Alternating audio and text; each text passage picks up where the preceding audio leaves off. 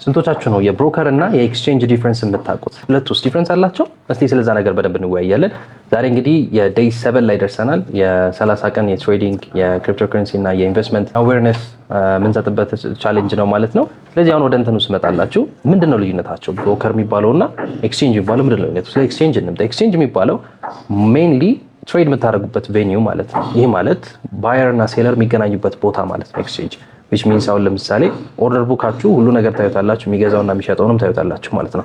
የዚህ ምሳሌ ልሰጣችሁ የምችለው ናዝዳክ መሆን ይችላል ወይም ደግሞ በክሪፕቶከረንሲ ደረጃ ደግሞ ባይናንስ እና የተመሳሰሉት መሆን ይችላሉ ማለት ነው። እዚህ ጋር ምንድነው ልዩነቱ? ኦርደሩ እዛው ነው ፊልም ይደረግላችሁ ማለት ነው።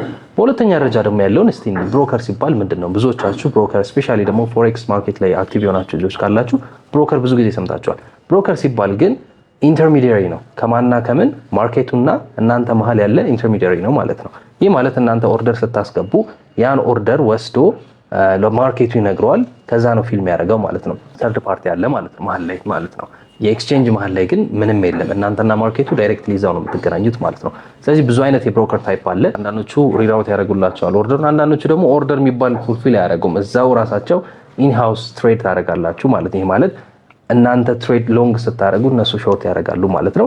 ስለዚህ በቀጣይ ቪዲዮ ደግሞ የብሮከር አይነቶችንና ምን አይነት እንደሆኑ በደንብ በሰፊ እንወያይበታለን። ዴይ 7 ላይ ደርሰናል። እስከ ቀጣይ እንገናኝ። ይመቻችሁ።